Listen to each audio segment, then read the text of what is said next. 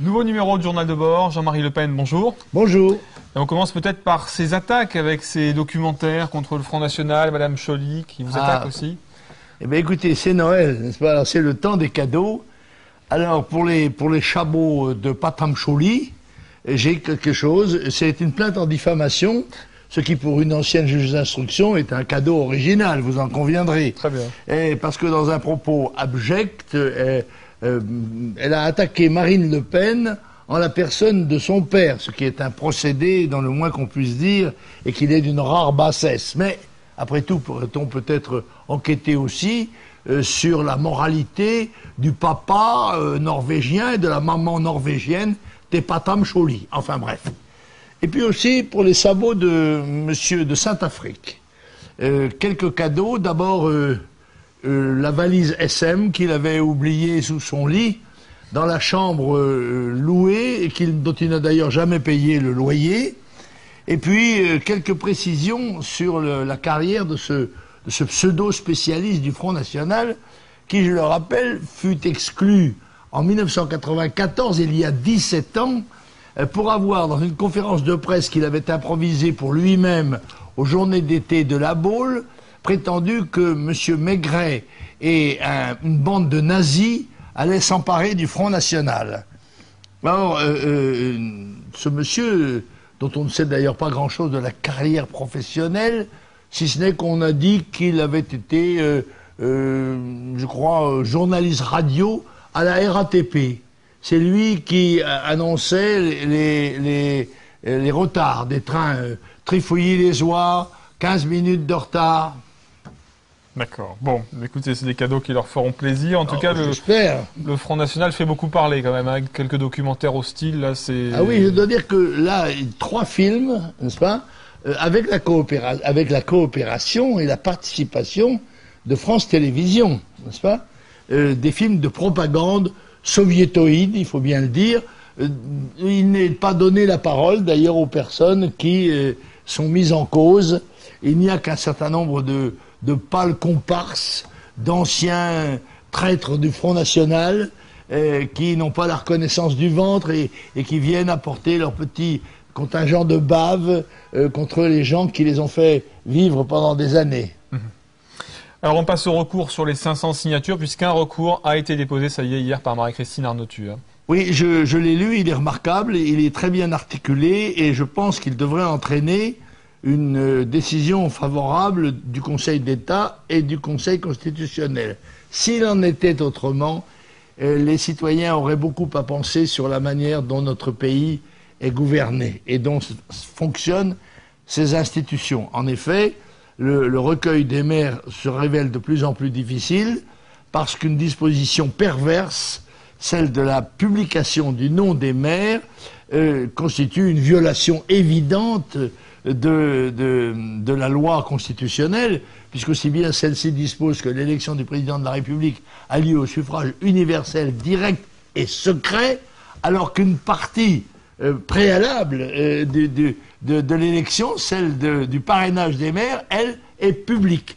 Alors il y a là, me semble-t-il, largement de quoi entraîner une révision de cette loi que n'ont jamais voulu accomplir, malgré leurs promesses successives, aucun des gouvernements. On le comprend, bien évidemment. C'est un avantage considérable pour les grands partis qui ainsi peuvent désigner qui sera ou qui ne sera pas candidat. Et à noter que Christine Boutin, elle aussi, va déposer un recours dans le même sens. Et elle a menacé d'ailleurs, comme à chaque fois, de révéler une bombe atomique sur Nicolas Sarkozy si elle n'obtient pas ces 500 signatures.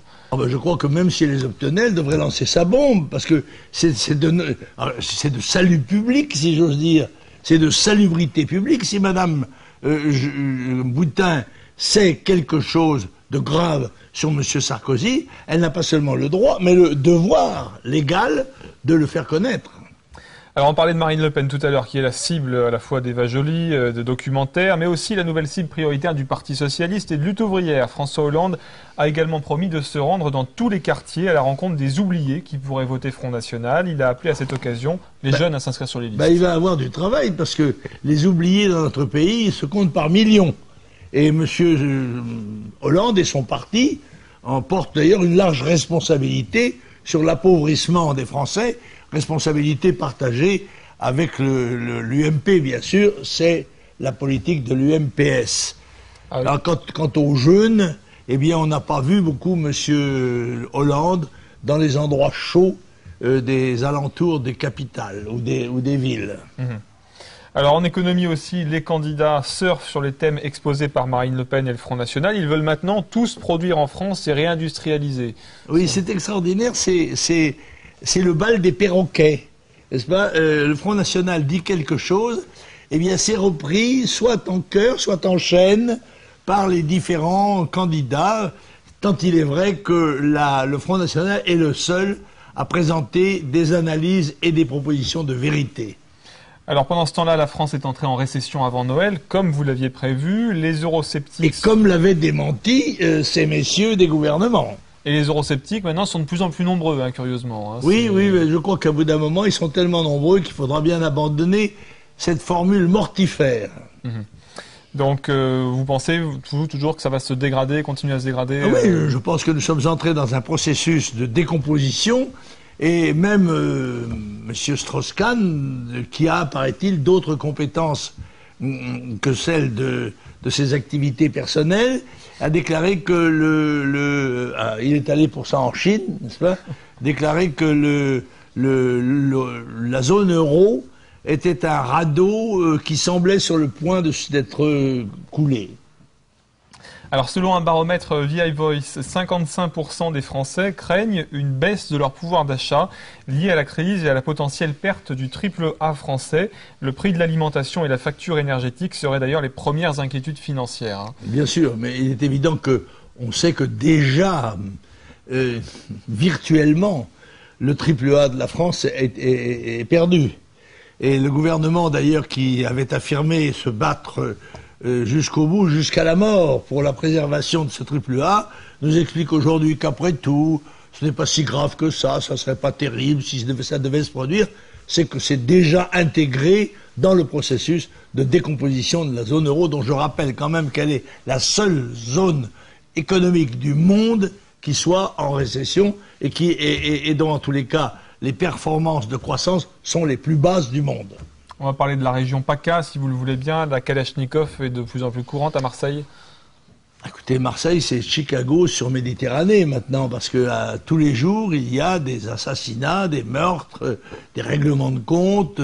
On sait que les trafics s'y portent bien, aussi bien d'ailleurs dans les milieux politiques que dans les milieux de la pègre. Quelquefois d'ailleurs, les uns et les autres étant mélangés, n'est-ce pas?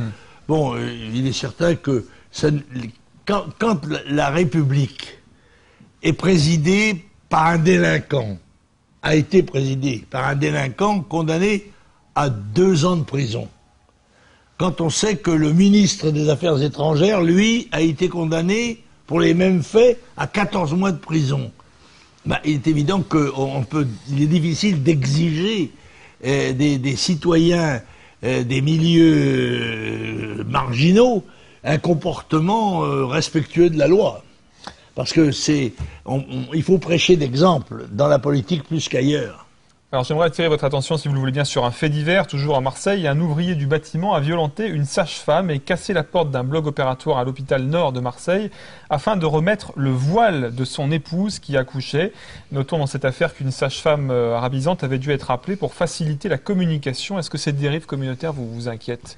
Oui, parce que je crois qu'il y a une exigence qui se développe face à la faiblesse des gouvernements, de la part de certaines communautés qui veulent absolument nous imposer leur manière de vivre. Encore une fois, je répète, si ces gens-là, ce que je comprends, ne peuvent pas s'adapter aux mœurs et aux coutumes de la France, ils ont une solution claire, c'est de repartir chez eux où ils pourront, surtout au moment où brûle le renouveau de l'islamisme, pouvoir en effet faire ce qu'ils veulent. Alors j'aimerais bien vous alerter sur la situation en Irak également, un pays qui est de plus en plus ravagé. 11 nouvelles explosions ont eu lieu à Bagdad hier matin, avec de nombreux morts encore. Voilà, ceci est la conséquence normale de l'intrusion criminelle des Américains dans ce pays qui ont réussi à le faire éclater et à y installer pratiquement la misère, la mort quotidienne, les explosions terroristes, etc. À noter que tout de même, l'Irak, dont la majorité est chiite, comme beaucoup de gens ne le savent pas, eh bien, entrera dans l'orbite de l'Iran, qui compte déjà de sérieux alliés aussi bien en Syrie qu'au Liban. Par conséquent, je ne sais pas si la politique occidentale qui a consisté à favoriser l'arrivée au pouvoir des islamistes est vraiment délibérée ou si c'est simplement la conséquence d'une politique aux mains molles de gens qui ne sont pas dignes de diriger. Je voudrais vous faire une petite remarque et je vous prie de bien vouloir regarder attentivement les photos du président de la Libye et du président de la Tunisie. Et vous vous apercevrez qu'ils portent sur le haut du front, tous les deux, la bosse de la prière. C'est la cicatrice qui est faite en heurtant le sol du front pendant les prières et la marque de gens de haute pratique religieuse. C'est-à-dire qu'il s'agit là d'islamistes qui portent comme un tatouage en quelque sorte sur le front leur qualité d'extrémisme. Nous ferons attention à ça. Alors vous êtes toujours en activité, vous étiez en PACA il y a quelques jours pour faire une tournée. J'étais au début de la semaine au Parlement européen, ensuite je suis allé à Marseille à la réunion du Conseil régional dont je suis membre et dont je préside le groupe Front National de 21 conseillers dans cette assemblée. Et puis je suis ensuite allé à Nice où j'ai fait un déjeuner-discours. C'est plus des déjeuners-débats maintenant, c'est des déjeuners-discours devant 200 personnes. C'était la contenance du restaurant. Il était plein comme à peu près comme d'ailleurs toutes les manifestations auxquelles je suis invité. Je suis invité à de très nombreuses, surtout dans cette période de fêtes et de comment dirais-je, de galettes des rois, etc. Ouais. C'est le prétexte est bon pour faire des réunions amicales et militantes. Dans le cadre de la campagne électorale, je joue mon petit harmonica, moi aussi, dans la campagne. Oui, dès début janvier, vous serez à nouveau en tournée, d'ailleurs. Oui. Mais avant, il y a la trêve de Noël, avec peut-être un petit message aux internautes. Ah, bah, écoutez, voilà, nous entrons dans la période de Noël, qui est probablement la plus belle fête, la plus émouvante, celle qui attire le sourire et symbole d'espérance, c'est celle de la naissance de Jésus, et par conséquent, tous les chrétiens, et même ceux qui ne le sont pas, communieront dans la joie de notre civilisation chrétienne, et je pense que ceci rapprochera les Français les uns des autres, et puis que la fête fera oublier pendant quelques heures ou quelques jours l'océan de pauvreté et de misère qui menace de submerger notre pays. Quant à nous, on se retrouve la semaine prochaine. Ce sera juste avant 2012, une année importante pour nos idées, évidemment. Un joyeux Noël à tous, bien sûr, et à la semaine prochaine. Merci, à la semaine prochaine.